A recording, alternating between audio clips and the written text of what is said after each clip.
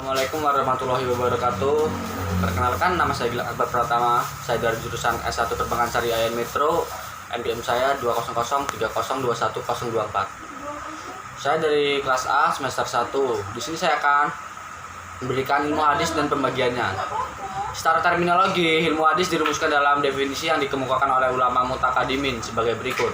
Ilmu pengetahuan yang membicarakan tentang cara-cara persambungan hadis kepada Rasulullah SAW dari segi hal kewal para perawinya yang menyangkut kehabitan dan keadilan, dan dari bersambung dan terputusnya sanad dan sebagainya.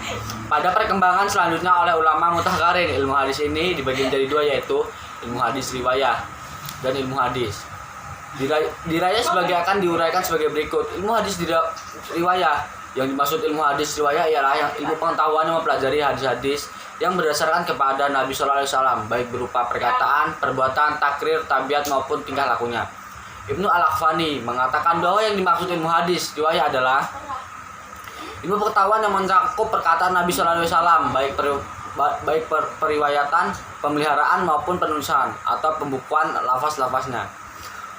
Objek ilmu hadis riwayah adalah bagaimana cara menerima dan menyampaikan kepada orang lain dan memindahkan atau mendewankan. Demikian menurut pendapat Al-Sayuti dalam menyampaikan dan membukukan hadisnya disebut apa adanya, baik yang berkaitan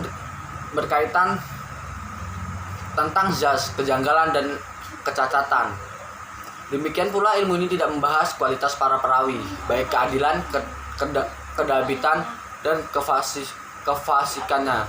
Adapun faedah mempelajari ilmu hadis riwayah adalah untuk menghindari adanya penukilan yang salah dari sumbernya. Yang pertama, yaitu Nabi Muhammad SAW. Ilmu hadis dirayah biasa juga disebut ilmu mustalahul hadis, ilmu usul al-hadis, ulum al-hadis dan qawaid al-tahis al-tirmizi.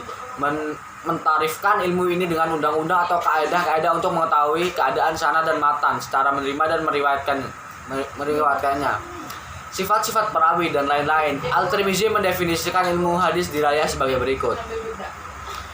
Ilmu pengetahuan untuk mengetahui hakikat periwayatan, syarat-syarat macam-macam dan hukum-hukumnya, serta untuk mengetahui keadaan para perawi, baik persyaratan macam-macam hadis yang diriwayatkan dari segi yang berkaitan dengannya.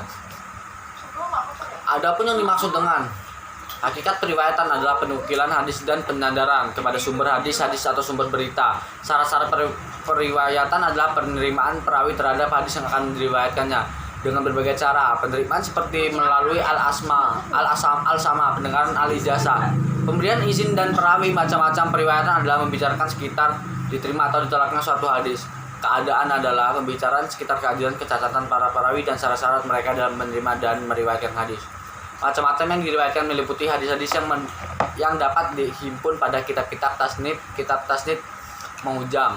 Yang dimaksud dengan rawi adalah orang yang menyampaikan atau meriwayatkan hadis. Sedangkan yang dimaksud dengan marwi adalah sesuatu yang disandarkan kepada Nabi SAW atau kepada sahabat atau kepada tabi'in. Keadaan rawi dari sudut makbul dan mardudnya ialah keadaan perawi dari sudut catatan keadilan, peristiwa sekitar penerimaan dan periwayatannya, serta segala sesuatu yang berkaitan dengan itu.